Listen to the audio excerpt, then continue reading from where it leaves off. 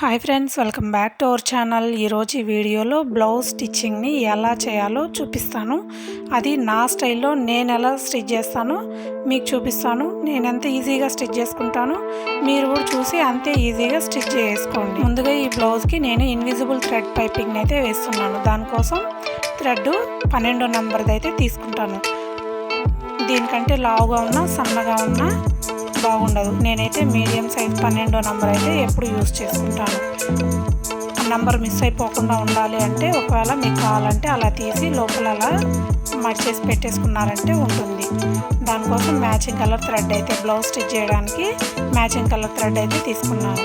ఇప్పుడు మనము పైపింగ్ కోసం కట్ చేసుకున్న ఈ ముక్కలన్నిటిని జాయిన్ చేసుకోవాలి. ఇలా జాయిన్ చేసేటప్పుడు ఇలా క్రాస్గా జాయిన్ చేసుకోవాలి.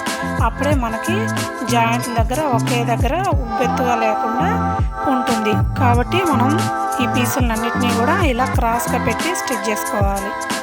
ఎక్స్ట్రా ఉన్న ఈ పీసులు అయితే కట్ చేసుకొని చూసారు కదా, ఇలా క్రాస్గా ఉండాలి. స్ట్రైట్గా చేయకూడదు. స్ట్రైట్గా చేసామంటే మనకు ఒకే దగ్గర లావుగా అనిపిస్తుంది. సో నెక్స్ట్ థ్రెడ్ పైపింగ్ వేయడానికి ముందే క్లాత్లోకి మనము ఇలా థ్రెడ్ని అయితే స్టిచ్ చేసుకోవాలి. దానికోసం మనం నార్మల్ ఫుట్ని తీసేసి సింగిల్ పాదాన్ని అయితే మనం బిగించుకోవాలి. ఇలా క్లాత్ మిడిల్లో థ్రెడ్ని అయితే ఇలా పెట్టేసుకొని థ్రెడ్ పైన స్టిచ్ అయితే పడకుండా స్టిచ్ చేసుకుంటూ వెళ్ళిపోవాలి చివరి వరకు. ఇలా స్టిచ్ చేసేటప్పుడు ఒక హ్యాండ్తో కొద్దిగా సపోర్ట్ చేసుకోవాలి. అలాగని గట్టిగా లాక్కూడదు. ఓకే, ఇలా స్టిచ్ చేసేటప్పుడు ఊరికే అట్లా జస్ట్ సపోర్ట్ చేస్తే చాలు.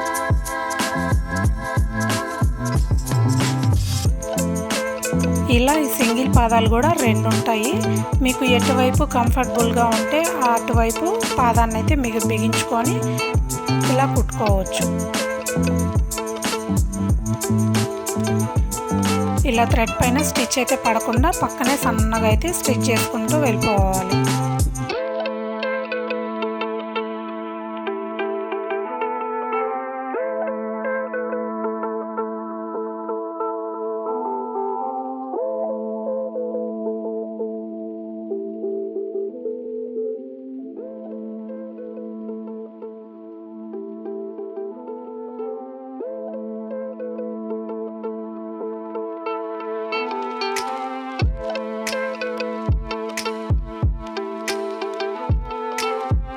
ఇలా చివరి వరకు క్లాత్కి థ్రెడ్ని అయితే ఎక్కించుకున్న తర్వాత నెక్స్ట్ మనం లైనింగ్ కట్ చేసుకున్నాం కదా బ్లౌజ్కి, దానికి ఫస్ట్ హ్యాండ్స్కి అయితే నేను ఈ థ్రెడ్ పైపింగ్ని అయితే ఎక్కిస్తున్నాను. హ్యాండ్స్ 2 లోతు తీసుంటే చెక్ చేసుకోవాలి. చెక్ చేసుకొని థ్రెడ్ని అయితే ఈడ క్లాత్ని ఇలా పెట్టి స్టిచ్ చేసుకోవాలి. ఒక 1/2 ఇంచు గ్యాప్లో ఇప్పుడు మనం స్టిచ్ చేసుకున్న ఈ క్లాత్ని అయితే పెట్టేసి ఇక్కడ కూడా థ్రెడ్ పైన అయితే స్టిచ్ పడకుండా స్టిచ్ చేసుకుంటూ వెళ్ళిపోవాలి. నెక్స్ట్ ఇంకో హ్యాండ్ ఇక్కడ మనకి ఆ డాట్ పెట్టుకున్నాం కదా, ఆ కట్టు మనం చూసుకోవాలి. లేకపోతే ఉల్టాలో పడిపోయిందంటే మళ్ళీ హ్యాండ్స్ లోతులు మారిపోతాయి. కాబట్టి ఇలా స్టిచ్ చేసుకునేటప్పుడు ఒకసారి హ్యాండ్స్ని మాత్రం ఒకసారి చెక్ చేసుకోండి. హ్యాండ్స్కి థ్రెడ్ పైపింగ్ ఎక్కించడం అయితే అయిపోయింది.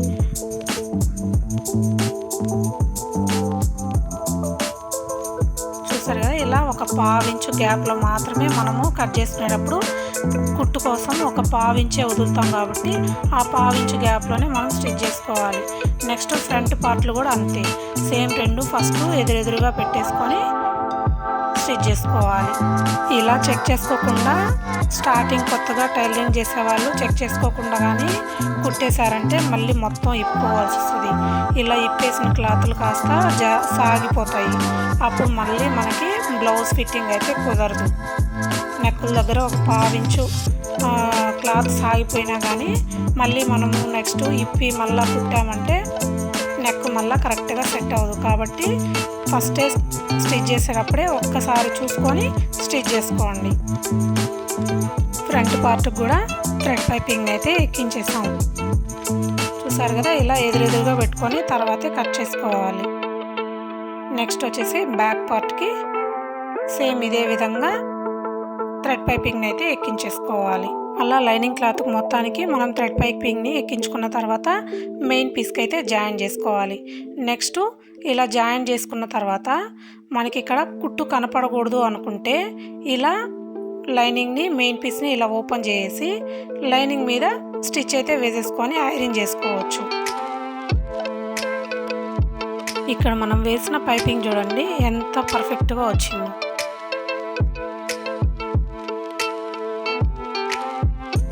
చూసారు కదా ఎంత సన్నగా ఎంత చక్కగా ఉందో. ఇప్పుడు మనము పైన కావాలంటే ఒక స్టిచ్ అయితే వేసుకోవచ్చు, ఐరన్ చేయకపోతే అనగదు కాబట్టి ఈ క్లాత్ పైన ఇక్కడ మనకి పైపింగ్కి క్లాత్కి మధ్యలో ఒక స్టిచ్ వేసుకోవాలి. అప్పుడు మనం వేసిన కుట్టు కూడా కనబడదు. కొద్దిగా నిదానంగా చూసుకొని స్టిచ్ చేయండి.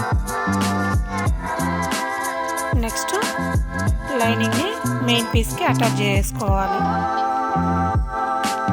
ఇలా అటాచ్ చేసేటప్పుడు కొద్దిగా క్లాత్ని లూజ్ రాకుండా పెట్టుకుంటూ స్టిచ్ చేసుకోండి. ఎక్స్ట్రా ఉన్న క్లాత్ని అయితే కట్ చేసుకోవాలి.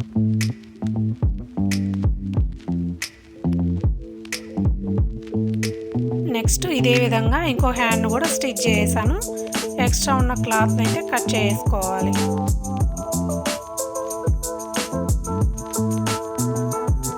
హ్యాండ్ స్టిచ్ చేయడం అయితే అయిపోయింది. నెక్స్ట్ ఇక్కడ చూడండి ఆ డిజైన్ కూడా మనం స్టిచ్ చేసేటప్పుడే చూసుకొని కట్ చేసుకోవాలి. ఇలాంటి డిజైన్లు వచ్చినప్పుడు మనం కటింగ్ అప్పుడు కొద్దిగా చూసుకొని కట్ చేసుకున్నామంటే స్టిచ్ చేసేటప్పటికి ఇబ్బంది ఉండదు.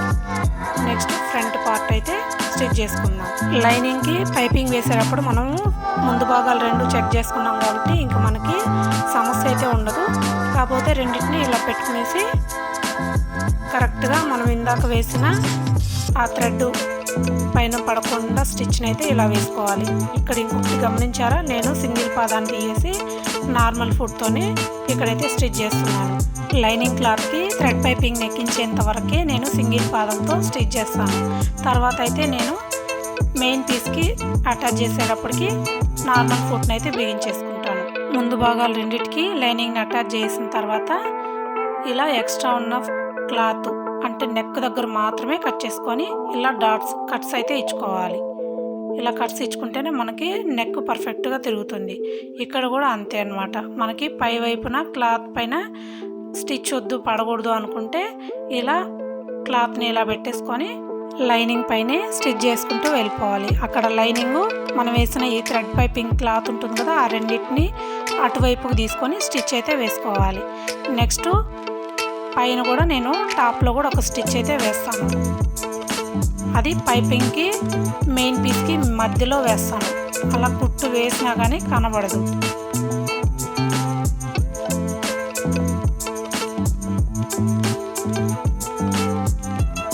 ఇలా వేసుకున్న తర్వాత లైనింగ్ని మెయిన్ పీస్కి అయితే అటాచ్ చేసుకోవాలి.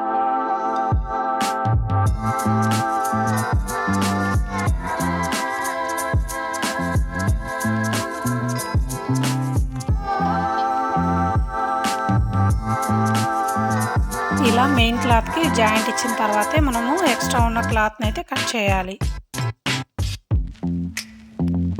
సేమ్ అదే విధంగా ఇంకొక వైపు కూడా స్టిచ్ చేసుకోవాలి. ఎక్స్ట్రా ఉన్న క్లాత్ని అయితే కట్ చేసుకొని టక్స్ ఇచ్చుకోవాలి. పైపింగ్కి మెయిన్ క్లాత్కి మిడిల్లో ఒక కుట్ అయితే వేయాలి. తర్వాత మెయిన్ పీస్కి లైనింగ్ని అయితే అటాచ్ చేసుకోవాలి. ఇలా అటాచ్ చేసుకున్న తర్వాత ఎక్స్ట్రా ఉన్న పీస్ని అయితే కట్ చేసుకోవాలి. ఫ్రంట్ పార్ట్లు రెండు రెడీ అయిపోయాయి. నెక్స్ట్ బ్యాక్ పార్ట్ సేమ్ అదే విధంగా మెయిన్ పీస్ మీద లైనింగ్ క్లాత్ని పెట్టేసి అవసరమైతే ఇక్కడ గుండు సూదులు పెట్టుకోండి. నేనైతే ఏం పెట్టుకోలేదు. అలా పెట్టుకొని కరెక్ట్గా పైపింగ్ పక్కనే కుట్ అయితే వేసుకుంటూ వెళ్ళిపోవాలి.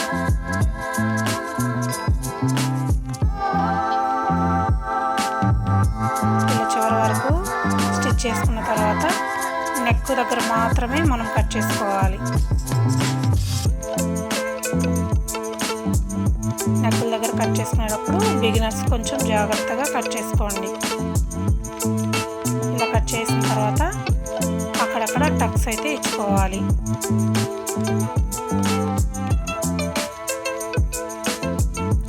టక్స్ ఇచ్చేసిన తర్వాత లైనింగ్ క్లాత్ని ఇలా తిరిగేసేయాలి. తిరిగేసి పైన ఒక్క కుట్టు అయితే వేయాలి. ఇక్కడ మీ ఆప్షన్ అన్నమాట. కనబడకుండాను వేసుకోవచ్చు, లేదు ఒక పాదం వెడల్పులో కనబడే విధంగాను స్టిచ్ అయితే వేసుకోవచ్చు. ఎలా వేసుకున్నా బాగానే ఉంటుంది.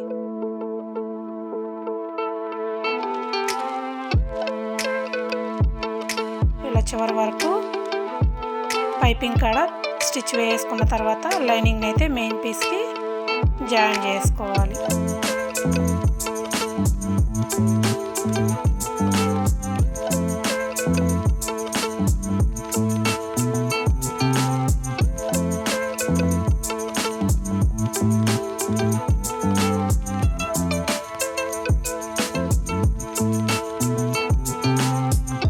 ఇలా లైనింగ్ని అటాచ్ చేసేటప్పుడు ఎక్కడ కూడా లూజులు రాకుండా జాగ్రత్తగా క్లాత్ని అయితే అడ్జస్ట్ చేసుకుంటూ స్టిచ్ చేసుకోవాలి.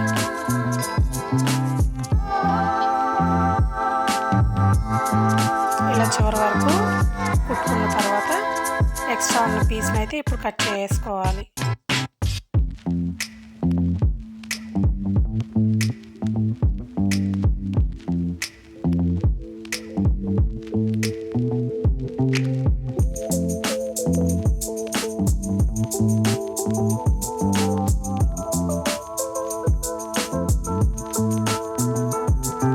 చూసారు కదా పైపింగ్ ఎంత చక్కగా నీట్గా వచ్చిందో. అసలు మనం వేసిన స్టిచ్ కనబడదు, పైపింగ్ అయితే పర్ఫెక్ట్గా వస్తుంది. ఇలా పైపింగ్ వేసుకుంటే ఇంక అసలు ఏ మోడల్ పెట్టుకోకపోయినా కానీ చాలా అందంగా ఉంటుంది. నెక్స్ట్ వచ్చేసి బ్యాక్ అయితే డాట్స్ పట్టుకోవాలి. ఇలా షోల్డర్ దగ్గర ఇలా పట్టుకున్నామంటే నేరుగా ఇక్కడ ఒక 1/2 ఇంచ్ గ్యాప్ అయితే మనం ఒక డాట్ అయితే పట్టుకోవాలి నడుము దగ్గర. స్టార్టింగ్ కొద్దిగా రఫ్ చేసుకోండి. డాట్ పొడవు వచ్చేసి 4 ఇంచులు పెట్టాను నేను. సేమ్ అదే విధంగా ఇంకొక వైపు కూడా 1/2 ఇంచ్ గ్యాప్తో ఇలా డాట్ అయితే వేసుకోవాలి. బ్యాక్ పార్ట్కి డాట్లు వేయడం అయిపోయింది. నెక్స్ట్ ఫ్రంట్ పార్ట్కి అటాచ్ చేయడానికి కావాల్సిన బెల్ట్ని అయితే స్టిచ్ చేసుకుంటున్నాను.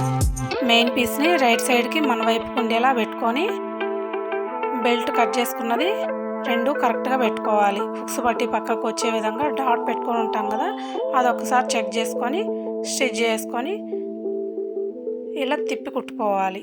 ఇలా తిప్పి కుట్టుకున్న తర్వాత చుట్టూరా కూడా అటాచ్ చేసుకోవాలి. ఇలా అటాచ్ చేసుకున్న తర్వాత ఎక్స్ట్రా ఉన్న పీస్ని అయితే కట్ చేసేయాలి.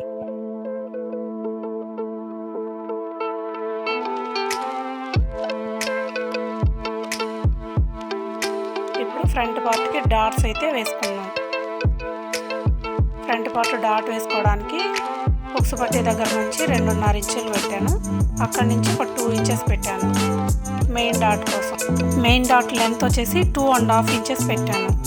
ఇలా 2.5 ఇంచ్ దగ్గర ఇలా మార్క్ చేసుకొని ఇలా డ్రా చేసుకోవాలి. నెక్స్ట్ అక్కడ నుంచి 1.5 ఇంచ్ గ్యాప్తో హుక్స్ పట్టీ దగ్గర చంక డాట్ దగ్గర ఇలా మార్క్ చేసుకోవాలి. హుక్స్ పట్టీ వచ్చేసి మిడిల్ పాయింట్ కంటే కొద్దిగా తక్కువకి కిందకి వేసుకోవాలి. చంక దగ్గరకు వచ్చేసి మెయిన్ డాట్ కాడ నుంచి క్రాస్గా వేసుకోవాలి. ఇప్పుడు మనం డ్రా చేసుకున్న ఈ క్లాత్ పైనే ఇంకొక ఫ్రంట్ పార్ట్ని ఇలా బోల్ ఇచ్చేసి ఇలా తట్టేసామంటే మనం డ్రా చేసుకున్న లైన్స్ కరెక్ట్గా పడతాయి, రెండు సమానంగా వస్తాయి. ఇలా డ్రా చేసుకోవాలి. అప్పుడు ఆ పక్క ఏ విధంగా గీసుకున్నామో సేమ్ అదే విధంగా ఈ పక్క కూడా అలాగే ఉంటుంది. హెచ్చు తగ్గులు రాకుండా ఉంటాయి. ఇప్పుడు ఈ మెయిన్ డాట్ని అయితే స్టిచ్ చేసుకోవాలి. ఇక్కడ రఫ్ చేసుకోవాలి.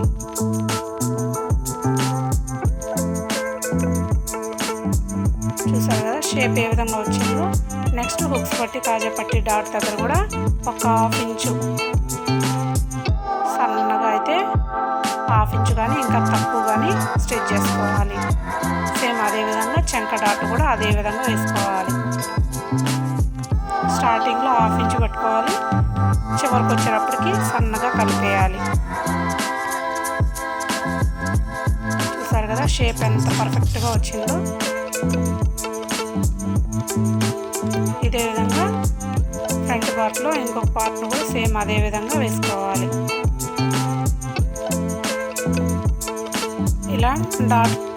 ఇలా డాట్లు స్టిచ్ చేసుకునేటప్పుడు రఫ్ చేసుకుంటూ వేసుకోవాలి. ఇలా డాట్లు స్టిచ్ చేసుకునేటప్పుడు కుట్టు కొద్దిగా దగ్గరకు వేసుకోవాలి. అప్పుడే మనకి డబల్ స్టిచ్ వేసుకునే అవసరం ఉండదు. ఇలా స్టిచ్ చేసేటప్పుడు రఫ్ చేసామంటే ఇంకా కుట్టు అనేది మన జాకెట్ అయినా చినిగిపోతుంది, కానీ మనం వేసిన కుట్లు అయితే ఓడవు, అంత గట్టిగా ఉంటాయి. చూసారు కదా ఫ్రంట్ పార్ట్ని ఎంత ఈజీగా స్టిచ్ చేసుకున్నామో, షేప్ ఎంత పర్ఫెక్ట్గా వచ్చిందో. కొత్తగా నేర్చుకునే వాళ్ళు అసలు భయపడకండి, ఫస్ట్ స్టిచ్ చేస్తూ ఉన్నారంటే నిదానంగా వచ్చేస్తుంది.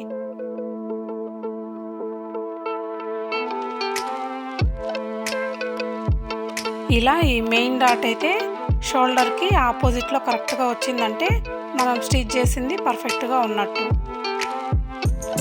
మీరు డాట్ వేసుకున్నప్పుడు కూడా చెక్ చేసుకోవచ్చు అదేవిధంగా. నెక్స్ట్ వచ్చేసి బెల్ట్ అయితే అటాచ్ చేసుకోవాలి. బెల్ట్ రెండు చూసుకోండి, మనము కట్టించుకుంటాం కదా, ఆ రెండు కరెక్ట్గా పెట్టుకునేసి స్టిచ్ చేసుకోండి. మళ్ళీ అటు ఇటు వేసినా కానీ ఇబ్బంది అయిపోతుంది. స్టార్టింగ్ కుట్టే వాళ్ళకి ఖచ్చితంగా ఈ పొరపాట్లు అయితే జరుగుతూ ఉంటాయి, కాబట్టి 1-2 సార్లు చెక్ చేసుకొని స్టిచ్ చేసుకోండి. కుట్టేదేమో చాలా ఈజీగా కుట్టేస్తాం, కుట్లు ఇప్పదీయాలంటే ఇంకా మనం నెక్స్ట్ బ్లౌజ్ కుట్టాలంటేనే భయపడిపోతాం. ఇలాంటి చిన్న చిన్న పొరపాట్లని చెక్ చేసుకుంటూ స్టిచ్ చేసుకున్నామంటే బ్లౌజు పర్ఫెక్ట్గా కుదురుతుంది.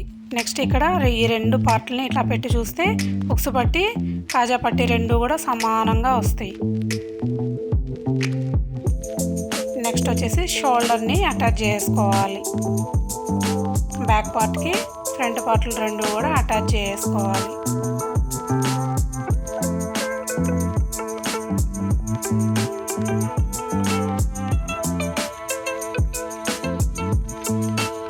ఇలా ఒక కుట్టు వేసిన తర్వాత దానిపైన డబుల్ స్టిచ్ వేయచ్చు. నేను ఇక్కడైతే అక్కడ డబుల్ స్టిచ్ వేయట్లేదు, పైన వేస్తున్నాను. క్లాత్కి పైన వేస్తేనే బాగుంటుంది కాబట్టి నేను పైన వేస్తున్నాను. ఒక కుట్టేమో షోల్డర్ జాయింట్ కోసం వేస్తున్నాను, ఇంకో కుట్టు వచ్చేసి 2 భాగాలని విడదీసి టాప్లో ఒక కుట్టు అయితే వేస్తాను. ఇలానో వేసుకోవచ్చు, లేదు ఆల్రెడీ వేసిన కుట్టు పైన కూడా డబుల్ స్టిచ్ అయితే వేసేసుకోవచ్చు, ఎలా అయినా వేసుకోవచ్చు. నెక్స్ట్ హ్యాండ్ అయితే జాయిన్ చేసుకోవాలి. ఇక్కడ చూసారా షోల్డర్ ఎంత సన్నగా ఉంటుందో. ఇప్పుడు చాలా వరకు ఇలానే షోల్డర్ అయితే సన్నగా పెట్టుకుంటున్నారు, అలా పెట్టుకుంటేనే బాగుంటుంది. హ్యాండ్ని స్టిచ్ చేసేటప్పుడు ముందు భాగాలు లోతు తీసుంటాం కదా, అది ఒక్కసారి చెక్ చేసుకొని స్టిచ్ చేసుకోండి. ఇందాక స్టిచ్ చేసుకున్న దానిపైనే డబల్ స్టిచ్ అయితే వేసుకోవాలి హ్యాండ్స్కి. సేమ్ అదేవిధంగా ఇంకొక హ్యాండ్ని కూడా జాయిన్ చేసుకోవాలి.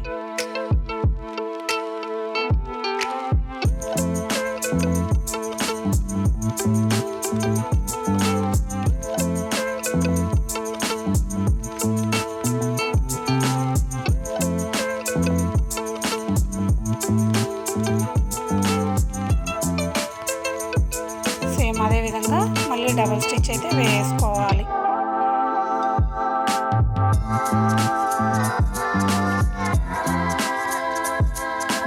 నెక్స్ట్ ఫ్రంట్ పార్ట్కి బెల్ట్ జాయిన్ చేసాము కదా, అక్కడ కూడా డబల్ స్టిచ్ అయితే వేయాలి. ఇలా 2 వైపులా కూడా బెల్ట్లకి డబల్ స్టిచ్ వేసుకున్న తర్వాత హుక్స్ పట్టి కాజా పట్టి అయితే నేను చూపించడం లేదు. నెక్స్ట్ హుక్స్ పట్టి కాజా పట్టిని అయితే స్టిచ్ చేసుకోవాలి. తర్వాత నడుం పట్టిని కూడా స్టిచ్ చేసుకోవాలి. నెక్స్ట్ సైడ్ జాయింట్లు అయితే ఇచ్చేస్తున్నాను. మన హ్యాండ్స్ దగ్గర మన ఆది బ్లౌజ్ ఎంత అయితే ఉంటుందో అంత లూజ్ చూసుకునేసి ఇలా సైడ్స్ అయితే జాయింట్ ఇచ్చేసుకోవాలి. ఇలా స్టార్టింగ్లోను ఎండింగ్లోను మనం రఫ్ చేసుకోవాలి. ఇలా ఒక 4 కుట్లు అయితే వేసుకోవాలి.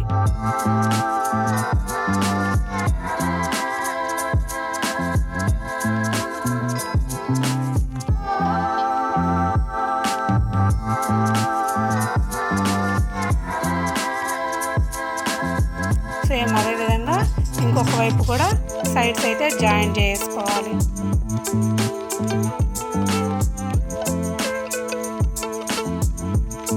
ఇలా జాయిన్ చేసేటప్పుడు మనం ఆల్రెడీ హ్యాండ్స్ జాయిన్ చేస్తుంటాం కదా, ఆ పీసులు కాస్త కొద్దిగా పైకి ఉండాలి.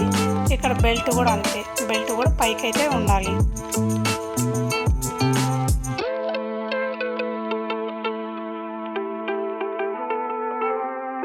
ఇలా 4 కుట్లు అయితే వేసుకోవాలి.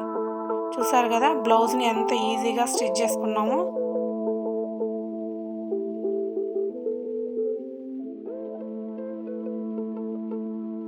స్టార్టింగ్ నుంచి ఎండింగ్ వరకు కూడా ప్రతిదీ కూడా పిన్ టు పిన్ను 1కి 2 సార్లు ఎక్కడెక్కడ మనం మిస్టేక్లు అయితే చేస్తామో అవి 1కి 2 సార్లు ఎక్స్ప్లెయిన్ చేస్తూ చెప్పాను.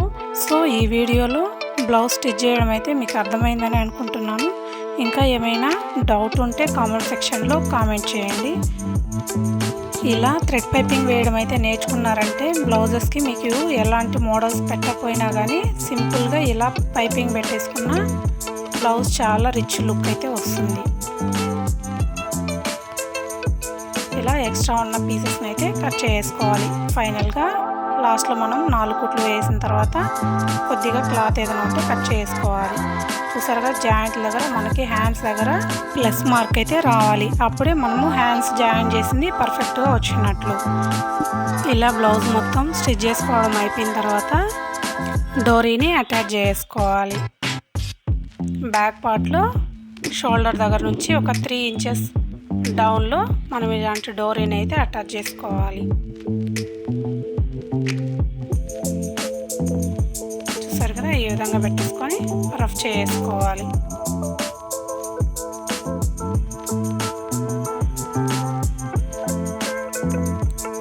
ఇదే విధంగా ఇంకొక వైపు కూడా షోల్డర్ దగ్గర నుంచి ఒక 3 ఇంచెస్ డౌన్లో ఇంకో డోరీని కూడా పెట్టేసి రఫ్ చేసుకోవాలి. చూసారు కదా ఈ బ్లౌజ్ స్టిచ్చింగ్ అయితే మీకు అర్థమైందని అనుకుంటున్నాను. ఈ వీడియో కనుక నచ్చినట్టయితే ఒక లైక్ ఇవ్వండి. అలాగే మన ఛానల్ని ఇంకా సబ్స్క్రైబ్ చేసుకోకుండా ఉంటే వెంటనే సబ్స్క్రైబ్ చేసుకోండి. అలాగే ఈ స్టిచ్చింగ్ వీడియో ఎవరికైనా యూజ్ అవుతుందంటే తప్పకుండా షేర్ చేయండి. ఈ డోరీని పైపింగ్ థ్రెడ్తో తిరిగేసుకున్నాము. ఆ వీడియో మన ఛానల్లో ఉంది, అవసరమైతే చూడండి. మరో మంచి వీడియోతో మళ్ళీ కలుద్దాం. Thank you for watching. Bye.